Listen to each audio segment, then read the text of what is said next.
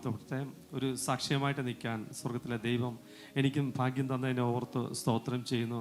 കഴിഞ്ഞ കുറച്ച് നാളുകളായിട്ട് ഈ അഭിഷിക്ത ദൈവസ്ഥനായിട്ട് ഈ സഭയായിട്ടും ഒക്കെ ആയിരിക്കാൻ സ്വർഗം ഭാഗ്യ പദവികളെ ഓർത്ത് സ്തോത്രം.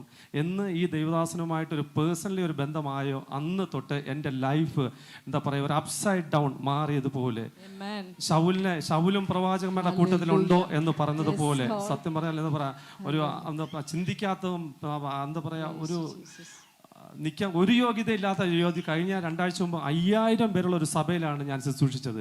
സ്തോത്രം സ്തോത്രം സ്തോത്രം. കഴിഞ്ഞ ഒരു 2 മാസം മുമ്പ് ഞാൻ ഇതുപോലെ ഇവിടെ ആരാധനയ്ക്ക് വന്നിട്ട് ഏറ്റവും അവസാനം ആരാധന കഴിഞ്ഞപ്പം ദേവസ്വം ആലോചന എന്തെങ്കിലും ചോദിക്കാൻ വേണ്ടി റിനുബ്ര എൻ്റെ ഫ്രണ്ടിൽ കൊണ്ടുവന്ന് ഇവിടെ പ്രാർത്ഥിപ്പിച്ചു. അപ്പം എന്നോട് പ്രാർത്ഥിച്ച അവസാനം പറഞ്ഞ ഒറ്റ വാക്ക്, സൗത്ത് ആഫ്രിക്ക കാണുന്നു, സൗത്ത് ആഫ്രിക്ക ദേവസ്വം അവിടെ സൗത്ത് ആഫ്രിക്ക നിൽക്കുന്നു എന്നോട് പറഞ്ഞു. പക്ഷെ 2 മാസം എനിക്ക് യാതൊരു ബന്ധവും എൻ്റെ കുടുംബത്തിനകത്തോ ആരും സൗത്ത് ആഫ്രിക്കയിലില്ല, ഇപ്പോഴും ആരുമില്ല. പക്ഷേ കഴിഞ്ഞ ഒരു 2 ആഴ്ച മുമ്പ് ഒരു അഭിഷിക്ത ദേവാസൻ, എൻ്റെ വളരെ വേണ്ടപ്പെട്ട ദേവാസൻ വിളിച്ചിട്ട് ഞാൻ അടുത്ത മാസം സൗത്ത് ആഫ്രിക്കയിൽ പോകുന്നു, ദേവാസനും കൂടെ വരണം, ദൈവം ഒരു നിയോഗം തരുമെന്ന് പറഞ്ഞു. അടുത്ത മാസം സൗത്ത് ആഫ്രിക്കയിൽ പോവുക, എല്ലാവരും പ്രാർത്ഥിക്കണം, സാക്ഷ്യം പറയുന്ന അവസരത്തെ ഓർത്ത് കൈ നീട്ടി അനുഗ്രഹിച്ചേ.